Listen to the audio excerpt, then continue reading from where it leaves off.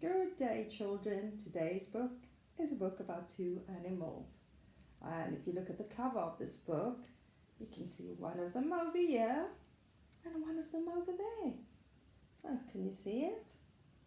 This book is called The Snail and the Whale. And it's by Julia Donaldson. And Julia Donaldson also wrote The Gruffalo, so you might remember that book. So, here's the pictures. Have a look.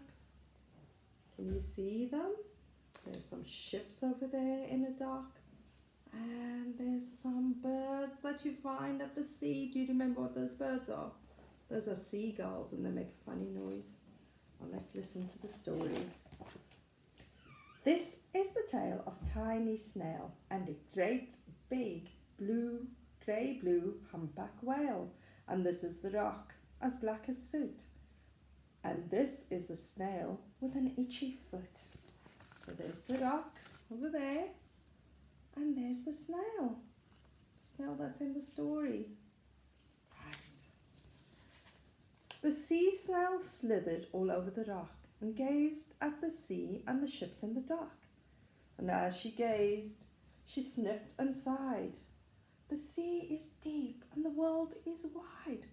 How I long to sail, said the tiny snail. So there she is. Look.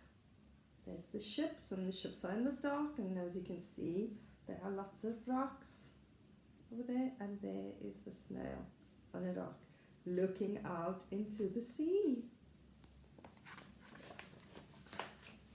Right. You see that picture there? And there's lots of other snails on the rock. Right.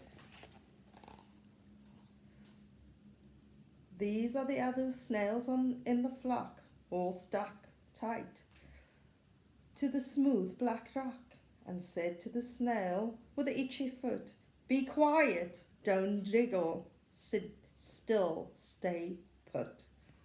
But the tiny sea snail sighed and sniffed, then cried, "I've got it, I'll hitch a lift."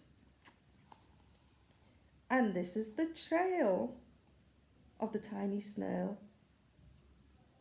A silvery tail that looped and curled and said, there you go, see the trail? It's looping and curling.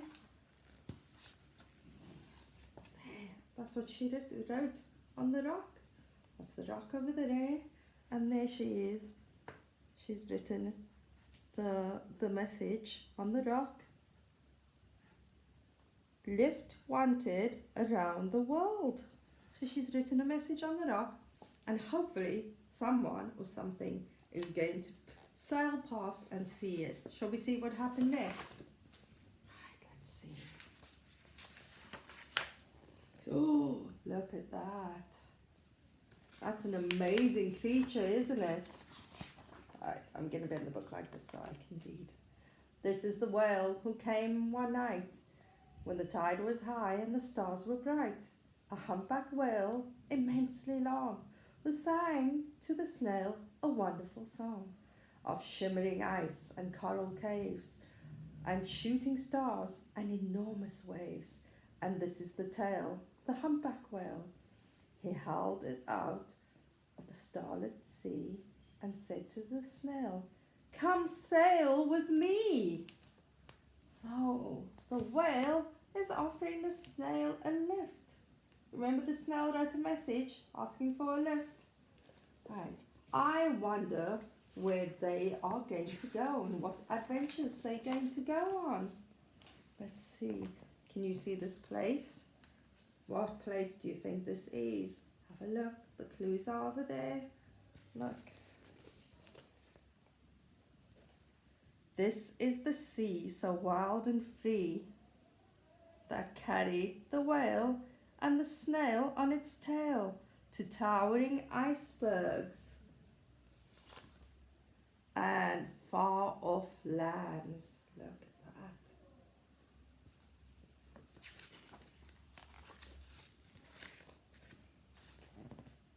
With fiery mountains and golden sands. So from a very cold place, like that, sailing all over the world to a lovely warm place. And what are the things you can see on the pictures? What's that over there? What's that in the tree? And over there. And over there. Lots of different things. Right. These are the waves that arched and crashed, that foamed and frolicked and sprayed and splashed. The tiny snail on the tail of the whale. Look at that. All the waves crashing and turning and splashing. And there we have another picture over here. See what it says. These are the caves beneath the waves, where the stripy fish with feathery fins and sharks with hideous toothy grins swam towards the whale and the snail on its tail. Look at those sharks. Look at their faces. Do they look friendly? What do you think? More adventures, isn't it? This is the sky, so vast and high, sometimes sunny and blue and warm, sometimes filled with a thunderstorm, with zigzag lighting, flashing and frightening the tiny snail on the tail of the whale. So look, the weather's fine, and then there's storms as well, and they sail through it all. Look at that. What kind of storm is that? And what's that you see in the sky? A thunderstorm, isn't it? How does that make you feel? What does that picture make you feel like? Right, let's see what happens next. Oh, this looks much better, doesn't it? A picture. Right, let's see what it says. And she gazed at the sky, the sea, the land, the waves and the caves and the golden sand. She gazed and gazed, amazed by it all, and said to the whale, I feel so small. You can't even see her. She's over there on its tail. Can you see? I'll bring it closer, you can see. The mountains and everything must seem very big when you're a tiny snail. Okay, what's happening in this picture? Can you see? But then came the day the whale lost its way. Oh no! These are the speedboats running a race, zigging and zooming all over the place, upsetting the whale with their ear-splitting roar and making him swim too close to the shore. Oh, what's going to happen now? These people in their boats are frightening the poor the whale. And the snail, I guess, because the boats make a loud noise, isn't it? This is the tide slipping away. What's going to happen to the whale? Oh no. What's happened to the whale? Oh dear. It's on the sandbank. And this is the whale lying beached in a bay. Quick, off the sand, back to sea, cried the snail. I can't move on land, I'm too big, moaned the whale. The snail felt helpless and terribly small, then said, I've got it, she cried, and started to crawl. I must not fail, said the tiny snail. So what do you think the snail can do to help the whale?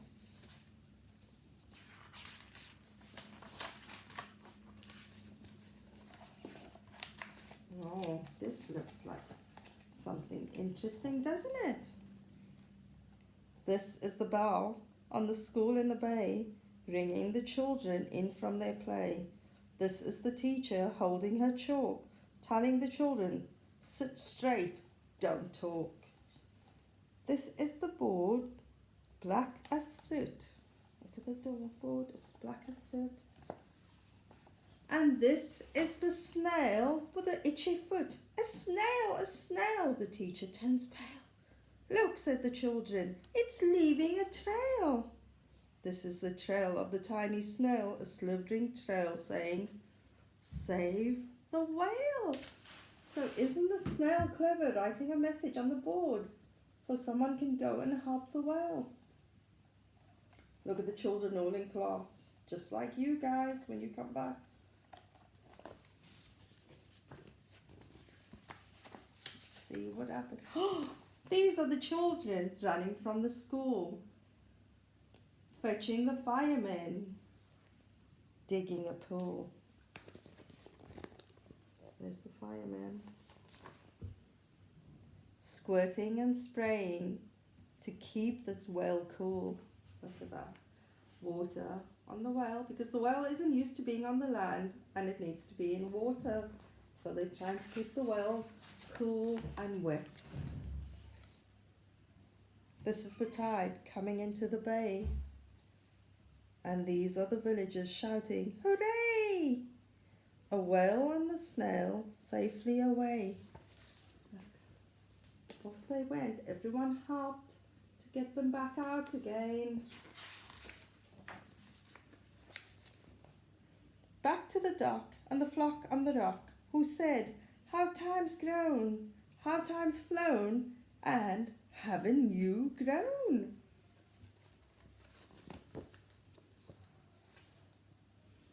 And the whale and the snail told their wonderful tale